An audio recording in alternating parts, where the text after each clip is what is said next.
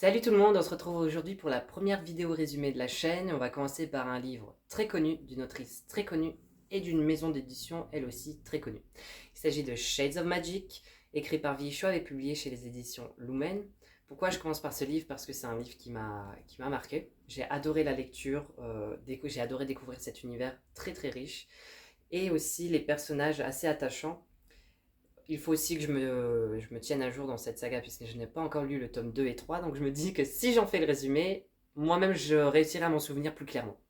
Et aussi parce qu'il y a sa nouvelle trilogie qui est déjà parue dans les pays anglophones, donc je pense que Lumen ne tardera pas trop à la traduire, j'espère. On va se situer en 1800. Voilà, c'est une date donnée, c'est pas forcément le 1800 que nous on a connu, que notre monde a connu. Car dans cet univers, il y a plusieurs Londres parallèles. Il y a le Londres rouge, le Londres gris, blanc et noir. On va principalement suivre les aventures de Kel, notre personnage qui vient du Londres rouge. Donc on va principalement rester dans le Londres rouge. C'est un Londres où la magie est prospère et vraiment le mot en fait, prospère. Tout est bien contrôlé, voilà, la magie elle-même fonctionne correctement. En revanche, il y a le Londres gris, et c'est un peu notre monde à nous. C'est un monde sans magie, et donc un peu sans couleur, sans saveur. Voilà, c'est un monde classique, un Londres gris. Le Londres blanc, quant à lui, est un Londres dangereux, car la magie se fait rare, et donc beaucoup de personnes la convoitent, pour de très mauvaises raisons. Et voilà, ça en fait un lieu très très très dangereux. Le Londres noir, quant à lui, n'est plus. En fait, il a été contaminé par... on, on ne sait pas trop. Dans le premier tome, c'est pas très très clair. Il a été contaminé par une magie. Et donc, ils ont décidé de, de fermer les portes, de fermer l'accès, le portail qui mène au Londres noir. Donc, il est interdit de s'y rendre. Il est interdit d'amener aussi des objets qui viennent de là-bas. Voilà. Il faut rompre tout lien avec le Londres noir pour éviter la contamination des autres Londres. Et donc en fait, il faut s'imaginer une chaîne de Londres, c'est-à-dire que vous avez par exemple le Londres noir, ensuite le Londres blanc, le Londres gris et le Londres rouge. C'est-à-dire que pour accéder au Londres blanc, par exemple, il faut d'abord passer par le Londres gris et ainsi de suite. Il y a vraiment un ordre en fait. Donc si vous voulez, le Londres noir, c'est le dernier portail d'accès possible. Donc il a été contaminé. Donc le Londres qui est le plus proche du Londres noir, c'est le Londres blanc. Et c'est pour ça en fait que c'est assez logique qu'il n'y ait pas assez de magie dans ce Londres-là et qu'il la convoite car ils ont été tellement près, la source d'énergie était tellement proche du Londres noir, mais on leur a coupé les vivres. Le Londres rouge est très prospère parce que lui-même a coupé tout lien avec les autres Londres, donc à tel point que le Londres gris, lui, a perdu toute connaissance de magie. Voilà, donc ça c'est pour l'univers. Notre personnage principal, Kel, est un magicien. Il maîtrise la magie des éléments, mais c'est aussi plus précisément un Antari. Il possède donc la magie du sang. Grâce à son sang, il peut invoquer, il peut utiliser une magie que peu peuvent encore utiliser. Car il me semble qu'ils sont deux ou trois dans l'univers. Et Kel est le fils adoptif de la famille royale du Londres, d'un royaume voisin du Londres rouge. Ça, c'est pas très clair. Je sais pas en fait si c'est la famille royale du Londres rouge même ou si il y a plusieurs royaumes. Voilà, ça j'avoue comme c'était pas très clair pour moi en tout cas. Et donc il est le fils adoptif et en même temps lui, ce qu'il effectue c'est un peu des livraisons. Voilà, ou il va aussi faire des, des missions pour son frère ou la famille royale, livrer des messages aux personnes importantes et influentes. Parallèlement, on va suivre Lila Bard, qui est une pirate, une corsaire, et qui veut être propriétaire de son propre bateau et partir à l'aventure. Seulement, bien évidemment, c'est une femme. Donc, dans cet univers-là, comme dans beaucoup d'univers de fantasy, malheureusement, c'est impossible. Voilà, j'allais dire c'est très compliqué, mais en fait, c'est impossible. Les hommes la méprisent, voire plus, voire pire même, plutôt que plus. Et donc il va arriver une catastrophe, elle va tuer le capitaine d'un bateau, c'est un capitaine qu'elle connaît très bien puisque elle effectuait des missions pour lui pour effacer, pour éponger sa dette. Et voilà, cet homme a été beaucoup trop loin et accidentellement, même si c'est mérité, elle le tue. Et donc maintenant, elle vit un peu en fuite, clairement, et voit ses rêves de capitaine et de bateau un peu partir en fumée. Et elle va se réfugier dans une taverne qu'elle connaît très très bien. Et c'est là qu'elle va faire la rencontre de Kel. Mais parallèlement, Kel se rend dans le Londres blanc pour, pour délivrer un message aux jumeaux Dane. Donc c'est les jumeaux qui règnent sur ce Londres blanc, ce Londres blanc mais ténébreux, ça qui est aussi paradoxal. Euh, et donc les jumeaux Dane, Astrid et Athos, exercent un pouvoir sur Kel. Voilà. Les deux ont vraiment une puissance. En fait, c'est marrant parce que les deux sont vraiment effrayants, effroyables. Ils possèdent une puissance inégalable quand ils sont à deux. Et l'un a une force surpuissante quand l'autre a la capacité de manipuler, de contrôler les gens. Voilà. Et ils vont donc manipuler un peu Kel pour que il s'enivre, pour qu'il boit beaucoup d'alcool avec eux. Et en fait, à son réveil, il va se retrouver dans le Londres blanc avec un paquet mystérieux. Il ne sait absolument pas ce qu'il contient. Mais déjà, des gens le poursuivent pour justement contenir pour ce paquet. Lequel est forcé d'ouvrir le paquet et il découvre qu'il possède une pierre noire venue du Londres noir. C'est pour ça que tant de monde le pourchasse et convoite cet artefact. Mais il va réchapper à ce guet-apens que lui ont tendu les jumeaux Dane en utilisant malheureusement cette pierre. Donc lui, il peut la manipuler puisqu'il possède un... C'est comme si son essence est un peu faite de ce Londres noir, de cette magie, puisque son œil a déjà été contaminé. Mais il faut savoir que plus on utilise la magie noire, et plus on est contaminé nous-mêmes. Mais lui étant magicien et antari, ça prend plus de temps et c'est plus facile de se contenir. Donc il utilise la pierre, il s'enfuit, il atterrit dans le Londres gris. Il réussit à se téléporter dans le Londres gris et c'est là qu'il trouve Lila Bard, car elle vient du Londres gris. Donc il a été attaqué, blessé, Lila le voit et va feindre de l'aider pour en fait lui dérober ce qu'il a dans ses poches. Il ne faut pas oublier que Lila c'est une pirate, c'est une voleuse. Et elle va voler la pierre noire sans savoir réellement ce que c'est. Puis elle va repartir et se diriger vers la taverne dans sa chambre. Qu'elle va vite se rendre compte qu'il n'a plus la pierre noire et va facilement déduire que c'est Lila qui lui a volé. Et elle avait laissé un mouchoir tomber à ce moment-là et grâce à ça il va pouvoir la localiser. Il va se rendre à cette taverne et récupérer la pierre tout simplement. Seulement Lila bien sûr ne se laisse pas faire car on ne vole pas une voleuse et elle va utiliser la pierre sans... En fait elle va vite comprendre, il va lui expliquer que c'est de la magie. Elle n'y croit pas du tout au début puisque je vous rappelle qu'on est dans le Londres gris, on ne croit pas à la magie. Et elle va décider quand même d'utiliser la pierre et elle va réussir à créer une arme. Une arme de la magie noire. Donc, donc finalement, Kel va réussir à se libérer de son étreinte. L'arme va passer par la fenêtre et c'est un homme classique qui va récupérer l'arme et on assiste tout de suite à la transformation de cet homme, à la contamination par la magie noire de cet homme. Ensuite vient le troisième personnage principal de cette histoire qui s'appelle Hollande, qui lui aussi a un Antari, qui est le deuxième Antari et comme je l'ai dit, il me semble qu'ils sont que deux mais je ne vais pas dire de bêtises. Ah bah non, bah oui, bah non. Ils ne sont pas que deux effectivement. Je pourrais vous dire ça après pourquoi. Donc c'est un Antari et lui par contre il est lié aux jumeaux Dane, donc c'est l'Antari du Londres blanc, donc sa couleur caractéristique est le blanc et il est un peu sous l'emprise des jumeaux, il a une espèce de pacte, une espèce de dette et il ne peut pas donc en faire ce qu'il veut. Hollande est un personnage très très dur, très ferme, on voit qu'il a subi pas mal de choses notamment par ses jumeaux et il va droit au chemin, droit au but, il n'a pas de temps à perdre, et donc il tente de voler la pierre à Kel.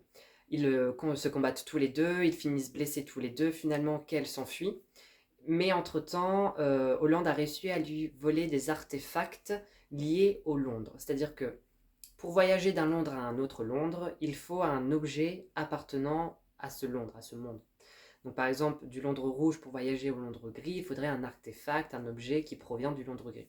Et en fait, c'est ce que lui a volé Hollande, donc Kell ne peut pas voyager dans les autres Londres, et il a pour but de remettre la pierre noire dans le Londres noir, de remettre à sa place cette contamination, ce fléau, là où tout a commencé, pour éviter que ça contamine les autres Londres.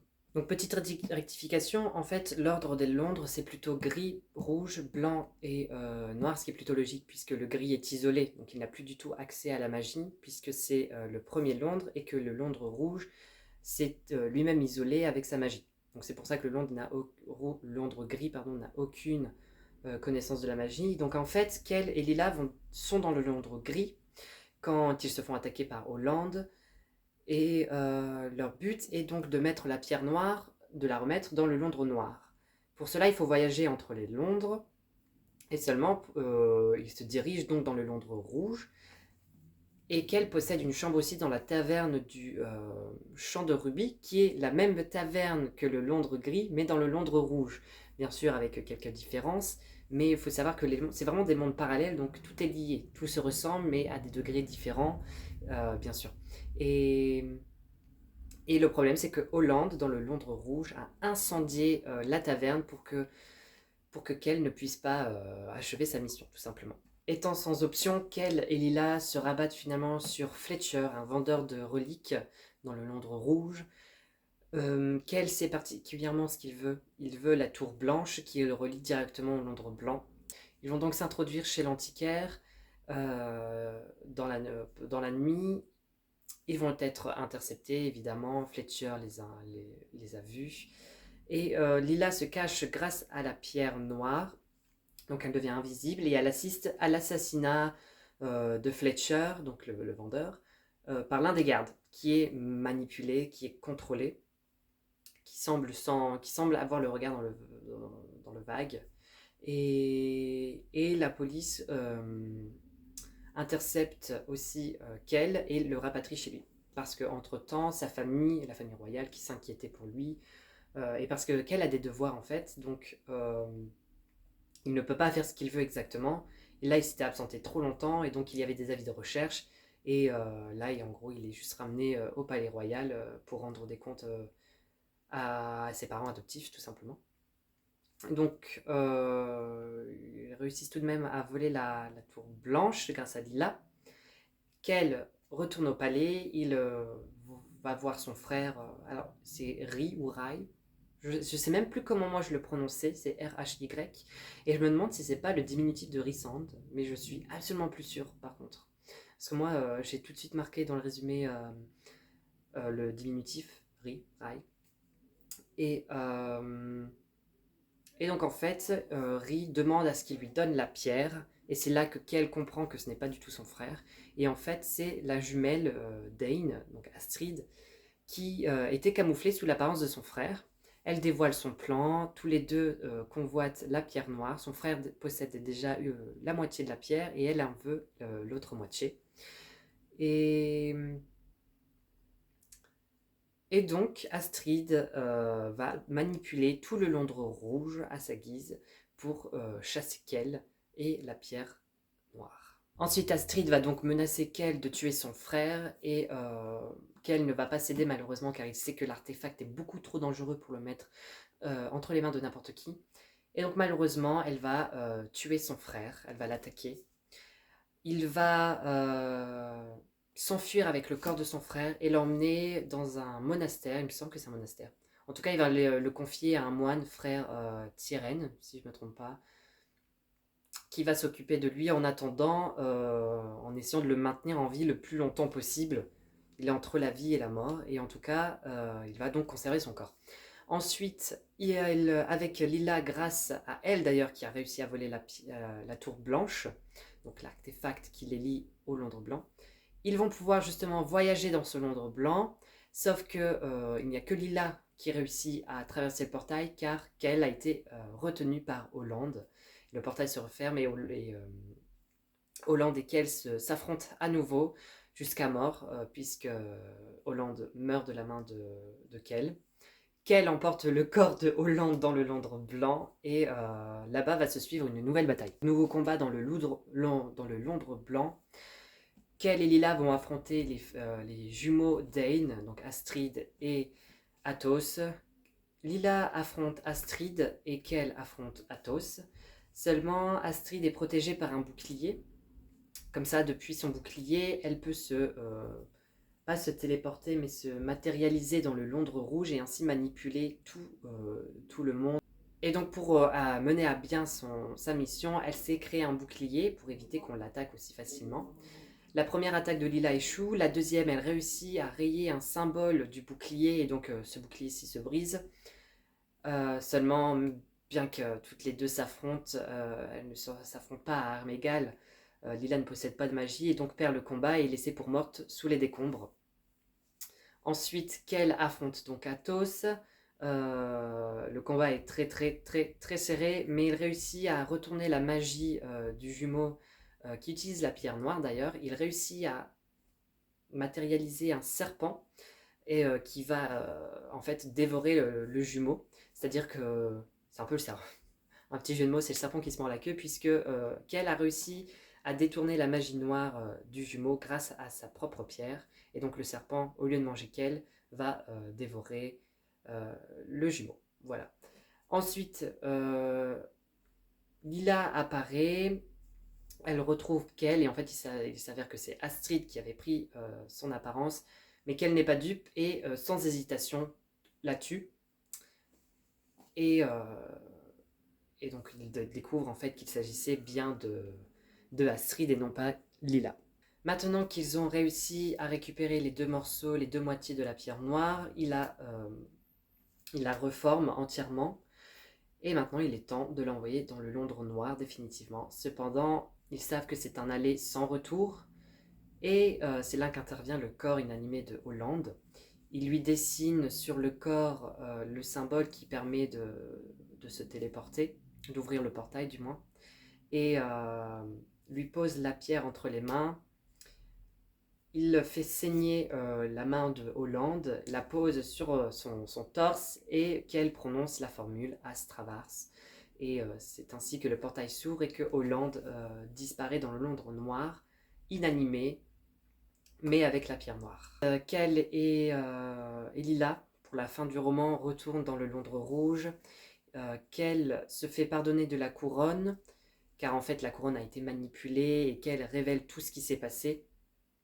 Et même s'il pensait qu'au début il avait fui ses obligations, il est finalement pardonné. Rai finalement a survécu, car Lantarikel a lié sa vie directement à celle de son frère. Et donc il me semble que maintenant ils peuvent ressentir les émotions de l'un et de l'autre, aussi bien que la douleur. Et donc si l'un meurt, il me semble que l'autre aussi. Voilà, ils sont liés à la vie, à la mort. C'était le prix à payer pour que Rai survive. Quant à Lila, elle décide, ça y est, de mener sa propre aventure, de prendre le large et de prendre le large sur un bateau. Ah, voilà, c'est la fin du roman. Ça soulève des questions. Moi, j'ai envie de vous les poser, clairement. Donc, si vous ne voulez pas écouter mes suppositions qui peuvent s'avérer vraies, ne les écoutez pas. Mais voilà, petit spoiler peut-être, parce que moi-même je ne sais pas la suite, mais moi je me pose la question de Holland, est-ce qu'il est véritablement mort? Voilà, parce qu'on l'envoie comme ça dans le Londres noir et moi je me dis il va revenir, c'est sûr. Est-ce qu'il ne va pas être contaminé par la magie de la pierre noire? Quand il va revenir, pourquoi, comment, et voilà.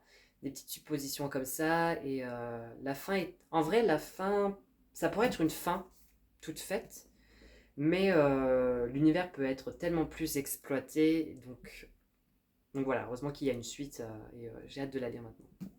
C'est la fin de ce résumé, j'espère que ça a été concis, assez précis aussi, j'espère que je ne me suis pas emmêlé les pinceaux pour vous.